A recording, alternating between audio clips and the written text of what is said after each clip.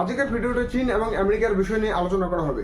একদিকে আমেরিকার গোটা পৃথিবী জুড়ে নিজের দাদাগিরি চালিয়ে বেড়াচ্ছে, অন্যদিকে চীন সেও তার গতিতে যেভাবে এগোচ্ছে, আমেরিকার পরেই চীন পৃথিবীর দ্বিতীয় শক্তিশালী অর্থনৈতিক দেশ।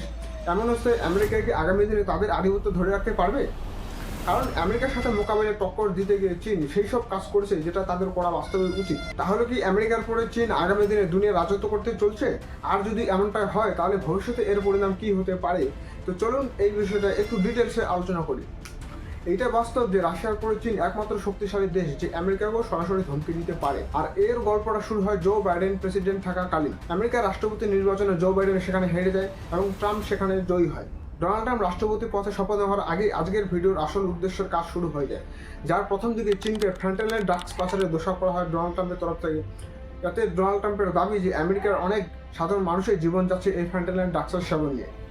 তার একমাত্র দায়ভার চীন। 2024-এর শেষ সময়ে তারা এই বক্তব্যটা প্রকাশ করেন। এখন 2025, ডোনাল্ড ট্রাম্প আমেরিকার রাষ্ট্রপতি হিসেবে শপথ গ্রহণ করেও নিয়েছেন। কয়েকদিন পরে পুরো দুনিয়ার মধ্যে রেসিপ্রোকাল ট্যাক্স অ্যানাউন্স করে দিয়ে দেয়। চীনের প্রতি আমেরিকার তো আলাদাই রাখ, তার জন্য প্রথমে 10%, তারপর 15%, পরবর্তী সময়ে 25% ট্যাক্স অবধি চীনকে স্পেশালভাবে রেসিপ্রোকাল ট্যাক্সের আন্ডারে নিয়ে আসে।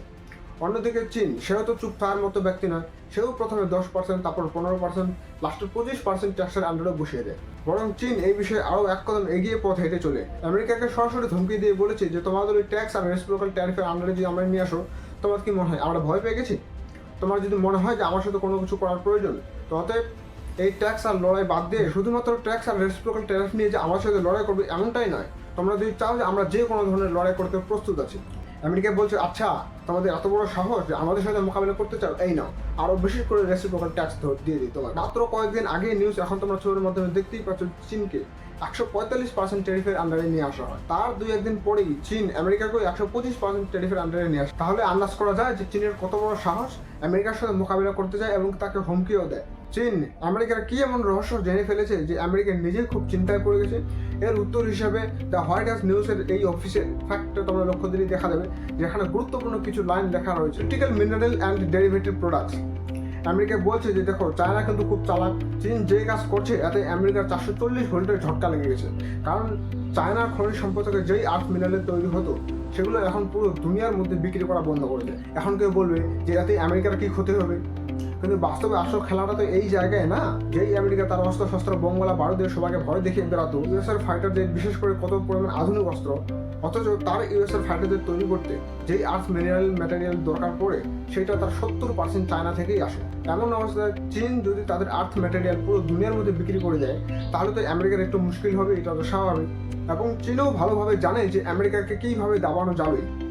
না তো থাকবে আমেরিকার বাস, না তো বাজবে আমেরিকার অস্ত্রের হাতিয়ারের বাঁশি। তবে চীন যত তাড়াতাড়ি দ্রুত গতিতে উন্নতির দিকে এগোচ্ছে, বর্তমান দিনে দাঁড়িয়ে চায়নার জিডিপি প্রায় 18 ট্রিলিয়ন পার করে চলে যাচ্ছে। সেরকম ইন্টারনেটে দেওয়া তথ্য অনুযায়ী আগামী 2040 আসতে আসতে চীন হয়তো একসময় আমেরিকাকেও পিছিয়ে ছাড়িয়ে দিবে। তাহলে কি এটা ধরে নেওয়া যায় যে চীন একসময় পুরো দুনিয়ার মধ্যে রাজত্ব করতে চলছে?